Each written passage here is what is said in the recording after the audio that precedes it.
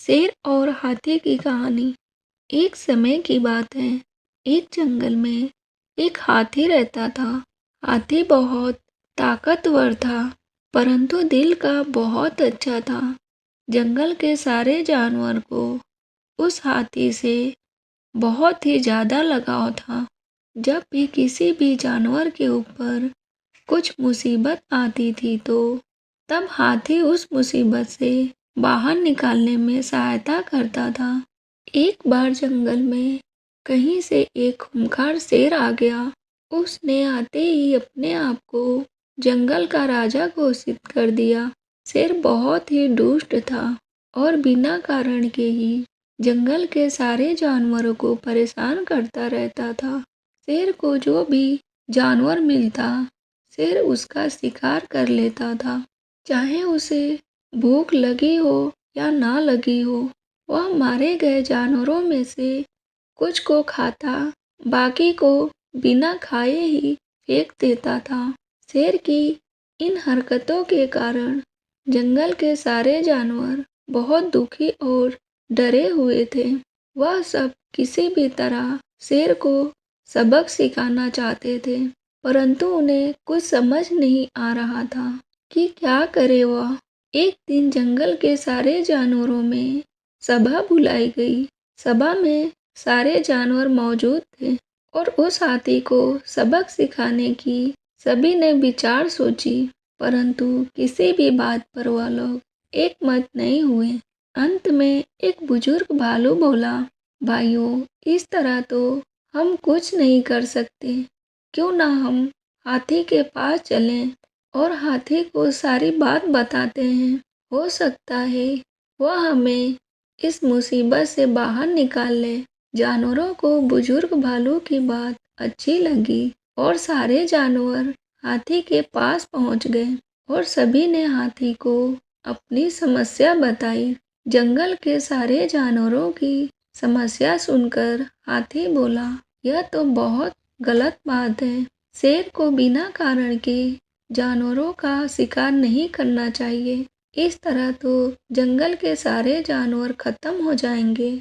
मैं शेर से इस विषय में बात करूंगा। दूसरे दिन हाथी शेर के पास गया और शेर से बोला, शेर महाराज, आप तो जंगल के राजा हैं और सारे जानवर आपकी प्रजा है। आप जिस तरह बिना किसी कारण के जानवरों का शिकार कर रहे हैं, ऐसे तो जंगल के सारे जानवर खत्म हो जाएंगे। फिर आप अपना पेट कैसे भरोगे? हाथी की बात सुनकर शेर को बहुत गुस्सा आ गया और शेर बोला, अरे मोटा हाथी, तू जानता भी है मैं कौन हूँ? तू इन सब डरपोक जानवरों का मुखिया बनकर इधर आया और मुझे तुम सिखा रहे हो कि मुझे क्या करना चाहिए और क्या नहीं करना चाहिए। चल भाग यहाँ से, नहीं तो मैं अभी तुझे भी खा जाऊंगा। हाथी ने शेर को समझाने का बहुत प्रयास किया, परंतु वह नहीं माना। धीरे धीरे हाथी और शेर में विवाद होने लगा।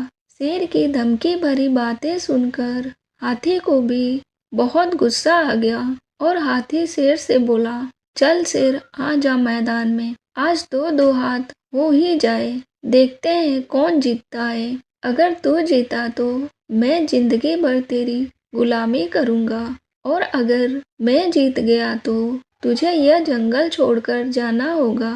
शेर ने हाथी की चुनौती स्वीकार कर ली। शेर और हाथी में घमासान लड़ाई हुई। जंगल के सारे जानवर लड़ाई देख रहे थे। शेर और हाथी दोनों पूरी तरह से लड़ रहे थे। किसी को समझ नहीं आ रहा था कि कौन जीतेगा।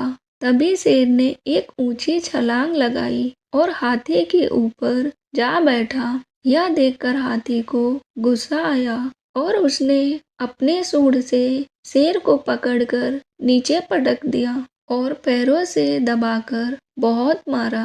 इस तरह पिटाई खाकर शेर अधमरा हो गया और हाथी से माफी मांगते हुए बोला, हाथी भाई, मुझे मत मारो, मैं अपनी हार मानता हूँ। मुझे समझ आ गया कि जब चोट लगती है तो कितना दर्द होता है। अब मैं किसी भी जानवर को बिना कारण के परेशान नहीं करूँगा। मैं यह जंगल छोड़कर चला जाऊँगा। इस प्रकार लड़ाई में हाथी जीत गया और शेर हार गया। हारने के बाद शेर जंगल छोड़कर चला गया। जंगल के सारे जानवर बहुत खुश हुए और सभी ने हाथी को धन्यवाद किया और सभी ने मिलकर हाथी से कहा, हाथी जी, आपने इस खूंखार शेर से सभी जानवरों की रक्षा की है। हम सब मिलकर आपको जंगल का नया राजा बनाना चाहते हैं। हाथी ने कहा, भाइयों, मैं जंगल का राजा नहीं बन सकता।